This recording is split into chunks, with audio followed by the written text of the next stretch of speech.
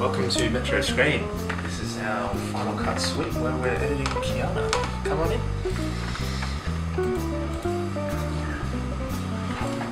So here is our big editing suite here in Paddington at the Metro Screen facilities, and basically we're putting Kiana together and putting the polish on and making everything look nice and pretty. Tracks in video. And so, chuck it on that. We got two people, one on that screen, one on that screen. So we live like 2 minutes away. It's first day here in the studio at Metro Screen. Basically just been reviewing everything that we've been doing over the last couple of weeks and getting it ready to start polishing. So the first day has probably been a little bit slow. It's just getting all the systems working and adjusting some of the sound and getting things ready to really polish. And so we've got 2 more days this week to really start getting it down. So we'll be working a lot more on just tightening everything up and trying to give the film a really natural flow. Editing a film of this scale is pretty new to me. Basically the way we've been approached, or I've approached it I should say, is to first of all go through all the footage, which I tried to do after the shoots to make sure A, we captured everything that we needed to get, and second, to start narrowing down what takes worked and what didn't. So eventually I sort of have a big list of the shots that I want to use in the film, shots that are maybe like we could consider, and then maybe shots that didn't work at all. So once we've sort of gone through the every shot that we've done, which takes a long time, it's then using that list to narrow and narrow and narrow until we start getting the shots we actually start putting in the computer to put together.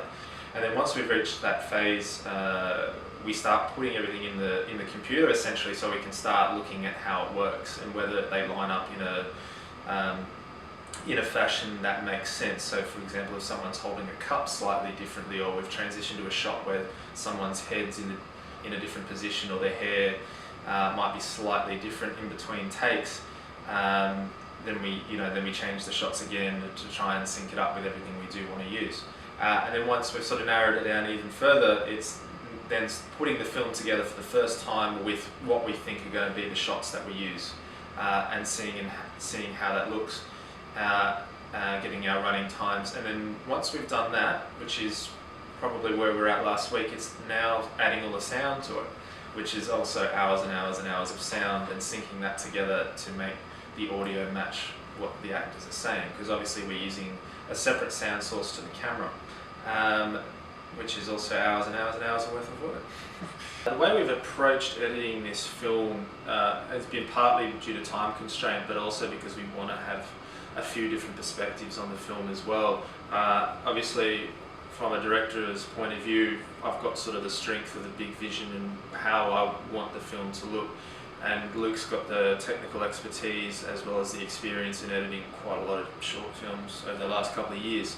So it's really, we've just sort of worked out a way to collaborate and get as much done as we can without tripping over each other's roles.